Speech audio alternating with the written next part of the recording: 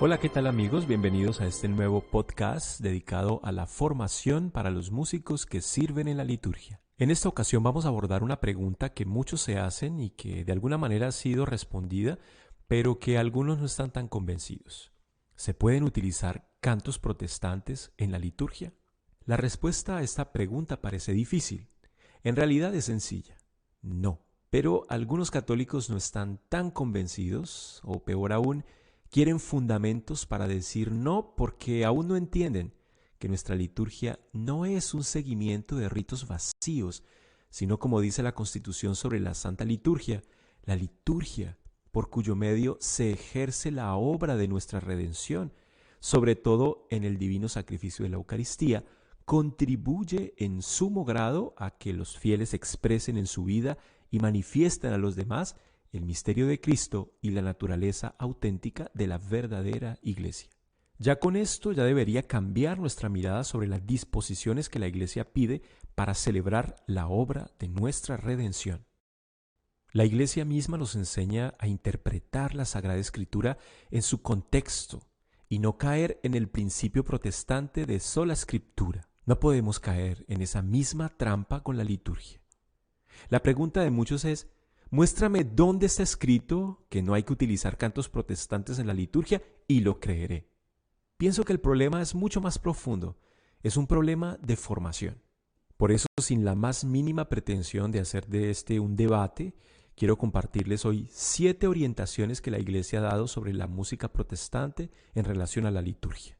Pero antes es necesario saber que la música protestante tiene una identidad propia, una expresión de fe propia y un objetivo específico para el cual fue creada. Esto nos lleva a pensar que la liturgia no hace parte de esa identidad que la caracteriza, ni es expresión de lo que creemos y vivimos los católicos, ni tiene como objetivo ejercer la obra de la redención a través del sacrificio de la Eucaristía. Es una música compuesta para otro fin, otro tipo de público y más para la experiencia personal. Y ya hemos dicho que la liturgia es la celebración de nuestra redención, pero en comunión con la Iglesia Católica. A la música protestante se le escapan todos estos elementos.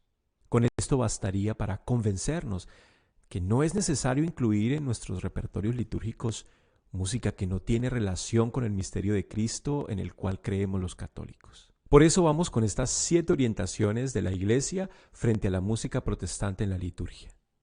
Número 7. Constitución para la Santa Liturgia Sacrosanctum Concilium número 121. Los textos destinados al canto sagrado deben estar de acuerdo con la doctrina católica. Más aún, deben tomarse principalmente de la Sagrada Escritura y de las fuentes litúrgicas. Esta es la constitución que rige actualmente la liturgia católica y desde el inicio la Iglesia descartó todo aquello que no esté en comunión con ella y con los misterios que celebra en la liturgia. Aquí los cantos protestantes no tienen cabida. ¿Por qué? Porque simplemente no fueron creados para el servicio de la liturgia. Número 6. Carta encíclica de Pío XII sobre la música sagrada, Musicae Sacrae, número 7. El artista que no profesa las verdades de la fe o se halla lejos de Dios en su modo de pensar y de obrar, de ninguna manera debe ejercer el arte sagrado, pues no tiene, por así decirlo, ese ojo interior que le permite ver todo cuanto la majestad y el culto de Dios exigen. Ni se ha de esperar que sus creaciones, ajenas a la religión, aunque revelen competencia y cierta habilidad en el artista, puedan inspirar esa piedad que conviene a la majestad del templo de Dios. Por lo tanto, jamás serán dignas de ser admitidas en el templo por la Iglesia, juez y guardiana de la vida religiosa. Estos principios se deben aplicar a las creaciones de cualquier arte. Esta orientación es para explicar que los compositores de estos cantos, aunque profesen el cristianismo, no tienen la misma visión de fe que los católicos frente a los misterios que celebramos en la liturgia. Por lo tanto, estos cantos no pueden ser admitidos. Número 5. Exhortación Apostólica Sacramentum Caritatis de Benedicto XVI, número 42. La Iglesia en su historia bimilenaria ha compuesto y sigue componiendo música y cantos que son un patrimonio de fe y de amor que no se ha de perder. Ciertamente no podemos decir que en la liturgia sirva cualquier canto. A este respecto, se ha de evitar la fácil improvisación o la introducción de géneros musicales no respetuosos del sentido de la liturgia. Como elemento litúrgico, el canto debe estar en consonancia con la identidad propia de la celebración. Por consiguiente, todo, el texto, la melodía, la ejecución, ha de corresponder al sentido del misterio celebrado, a las partes del rito y a los tiempos litúrgicos. Como ya sabemos, la música litúrgica tiene una identidad y un objetivo propio. Por lo tanto, todo canto, incluso un canto católico que no esté en sintonía con cada misterio, parte o tiempo de la liturgia, no debe ser ejecutado en una celebración litúrgica. Con esto volvemos a decir que la música que viene de autores protestantes no debe ser admitida en la liturgia. Número 4. Carta encíclica Ecclesia de Eucaristia de Juan Pablo II, número 50.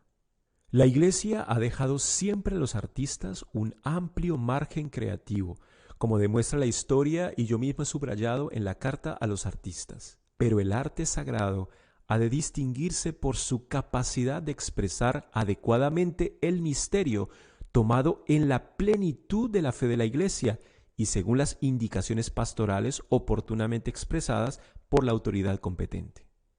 Esta es una consideración que vale tanto para las artes figurativas como para la música sacra. En esta tercera orientación se explica cómo toda arte, incluida la música sacra, que contiene la música litúrgica, se distingue no solo porque habla del misterio que se celebra, sino que el mensaje está tomado al 100% de la fe de la Iglesia y de las indicaciones litúrgicas que ella misma da. Y aquí de nuevo, la música protestante no tiene opciones en la liturgia. Número 3. La instrucción Redemption y Sacramentum de la Congregación para el Culto Divino y los Sacramentos sobre algunas cosas que se deben observar o evitar en la Santísima Eucaristía. Número 79. Por último, el abuso de introducir ritos tomados de otras religiones en la celebración de la Santa Misa en contra de lo que se prescribe en los libros litúrgicos se debe juzgar con gran severidad. Es muy claro este número 79 de la instrucción para que ninguno incluya dentro de la Sagrada Liturgia ningún elemento diferente a nuestra fe católica. Este número habla de introducir ritos tomados de otras religiones. Nosotros podemos analizar este punto a través de un ejemplo, el acto penitencial en la celebración eucarística. Este momento se concluye con un canto en el que los fieles aclaman al Señor e imploran su misericordia. Y este canto es el Kyrie eleison o Señor ten piedad.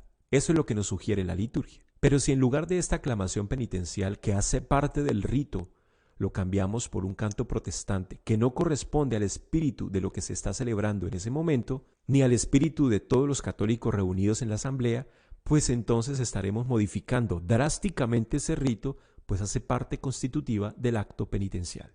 Y todo lo que modifique, altere de lo que ya dicen los textos litúrgicos, pues no debe hacer parte de nuestras celebraciones. Incluso este número termina diciendo, se debe juzgar con gran severidad. Número 2. Entrevista concedida por Benedicto XVI a los periodistas durante el vuelo hacia Benín en noviembre de 2011. Ante una pregunta de un periodista sobre el crecimiento de las iglesias evangélicas o pentecostales, sobre todo en Latinoamérica y África, que muchas personas las ven más festivas, entusiastas en sus cantos y expresiones, el Papa Benedicto respondió: estas comunidades son un fenómeno mundial en todos los continentes. Diría que los elementos característicos son su poca institucionalidad, pocas instituciones, poca atención a la instrucción, un mensaje fácil, simple, comprensible, aparentemente concreto y además una liturgia participativa con la expresión de los propios sentimientos, la propia cultura y también la combinación sincretista entre las religiones. Por una parte, todo esto asegura el éxito, pero implica también poca estabilidad. Por consiguiente, no debemos imitar a estas comunidades, sino preguntarnos qué podemos hacer nosotros para revitalizar la fe católica. Y diría también, es importante una liturgia participativa, pero no sentimental. No debe basarse solo en la expresión de los sentimientos, sino que se ha de caracterizar por la presencia del misterio en el que entramos y por el que nos dejamos formar. Pienso que es muy clara la posición de la Iglesia frente a los cantos evangélicos. No podemos caer en ese espíritu sentimentalista de las celebraciones. Los católicos, por supuesto que sentimos y buscamos sentir al Señor, y por eso hay signos de su presencia para que podamos asimilar mejor el gran misterio del Señor. Pero el sentimiento no es el primer objetivo de la liturgia y mucho menos del canto litúrgico. El canto litúrgico es expresión de la fe de una comunidad reunida para celebrar los misterios sagrados, mientras que el sentimentalismo es una visión personal, a veces egoísta de la fe que busca ver para creer. Por eso, por sexta vez decimos no a los cantos protestantes en nuestras iglesias. Número 1. Benedicto XVI en su libro El espíritu de la liturgia. Aunque la Iglesia dice no a la música protestante en la liturgia, esto no es motivo para creer que vivimos esclavos de unas normas y ritos. De ahí que Benedicto nos dice: frente al doble cambio de coordenadas que la modernidad introduce en la interpretación de la música como pura subjetividad y la música como expresión de la pura voluntad, está el carácter cósmico de la música litúrgica. Nosotros cantamos con los ángeles. El Papa dice que la tendencia actual de la música es la subjetividad, es decir, basadas en el punto de vista personal, y también una tendencia a expresar únicamente basados en el gusto personal. Los católicos tenemos la música litúrgica que no cae en estos dos peligros, pues tiene un carácter cósmico, es decir, que a nuestro canto se une el de la iglesia celeste y el de la iglesia purgante. Por eso decimos al final de todos los prefacios de la Santa Misa: por eso con los ángeles y santos cantamos sin cesar el himno de tu gloria. El Papa continúa diciendo: el contexto actual de nuestra época supone sin duda un reto difícil para la iglesia y la cultura de la liturgia. Yo comparto esta idea del Papa. Algunos escuchando este podcast dirán que es complicado cantar en la liturgia, con tantas normas, pero no debemos olvidar que tenemos una identidad. Es lo que nos caracteriza, es lo que nos une, es lo que nos pide la Iglesia, que ha celebrado los santos misterios desde hace siglos. Ella sabe por qué no es lógico incluir lo que no hace parte de nosotros. Tú no cantarías o escucharías algo que dijera lo contrario a lo que tú eres, a lo que te define como persona. ¿O sí? Pregúntate. Ese es el principio. Defendemos la identidad del misterio que se celebra en la liturgia. Sin embargo, el Papa alienta a los cantores, músicos y artistas diciendo: los artistas que se comprometen a esta tarea ciertamente no tienen por qué considerarse como la retaguardia de la cultura, porque la libertad vacía que los otros dejan tras de sí se harta de sí misma. El humilde sometimiento a lo que les precede es origen de la auténtica libertad y los conduce a la verdadera altura de nuestra vocación como seres humanos. Con estas palabras, Benedicto XVI da una esperanza a quienes cantan, componen y animan en la liturgia. Les muestra que esa libertad vacía de crear, cantar o componer sin ninguna norma llega un momento en que pasa y se cansa de sí misma. En cambio, el humilde servicio y la obediencia a lo que dice la Iglesia en sus disposiciones litúrgicas es lo que devuelve la verdadera libertad de espíritu. Así que amigos, con estas 7 orientaciones nos queda muy claro que los cantos, llámense protestantes o evangélicos o de otra índole que no sean litúrgicos, no son permitidos. Y esto no es solo una norma, es una motivación para crear correctamente, adentrarnos más en el misterio del Señor y crear cánticos que con la conveniente aprobación puedan llevar al pueblo de Dios a la santificación y juntos proclamar la gloria de Dios. Además, yo pienso que utilizar cantos no católicos en nuestras asambleas litúrgicas habla de nuestra pobreza musical y creativa. Tenemos tantos cantos posibles que yo los invito a que busquen, investiguen y se asesoren para que cumplan a plenitud este verdadero ministerio que Dios les ha encomendado. Eso es cantar bien en la liturgia. Espero que después de esta reflexión hayan sido aclaradas las dudas de aquellos que quieren pruebas para saber si lo que dice la liturgia es cierto o no. Pero como dicen por ahí, para el que cree, ninguna explicación es necesaria. Pero para el que no cree, ninguna explicación es suficiente. Compartan este mensaje y únanse a nuestras redes sociales en Facebook, YouTube e Instagram como Cantar Bien en la Liturgia. Los invitamos para que sigan cantando bien en la liturgia, porque el que canta bien ora 2 veces. Hasta pronto.